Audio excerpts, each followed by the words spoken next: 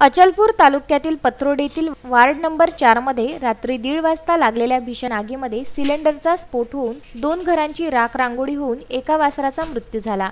सर्व परिवार गाढ झोपेत असताना रात्री 1:30 वाजता अचानक गजानन मेश्राम यांच्या घराला आग लागली। त्यावेळी त्यांच्या घरात त्यांची पत्नी जयश्री मेश्राम, मुलगी साक्षी व मुलगा अभिषेक होते। त्यांच्या शेजारच्या घरात पांडुरंग लाळे तर त्यांच्या पत्नी नलिनी अंगणात झोपल्या होत्या। आगीच्या रुद्ररूपाने तात्काळ जागी झालेले दोन्ही कुटुंबातील सर्वजण जीव वाचवीत घराच्या बाहेर पळाले। त्यावेळी सिलेंडरचा स्फोट झाल्याने आगीने मोठे रौद्ररूप धारण केले। अशा या भीषण लागलेल्या आगीत घरातील सर्व साहित्य जळून खाक झाले। दुर्दैवाने यामध्ये एक वासरू जळून मरण पावले तर गाय अर्धवट स्थितीत जळाली। आगीची भीषणता पाहून यावेळी एकच कल्लोळ माजला। तेव्हा मोहम्मद जमीर रऊफ या तरुणाने सर्वप्रथम धाडस दाखवून पाणी टाकण्याचा पुढाकार घेतला। त्यानंतर परिसरातील सर्व नागरिकांनी घरातील पाण्याच्या साहाय्याने ही आग विझवण्याचा प्रयत्न केला। थोड्या वेळाने अग्निशमन दलाची गाडी त्या ठिकाणी पोहोचली।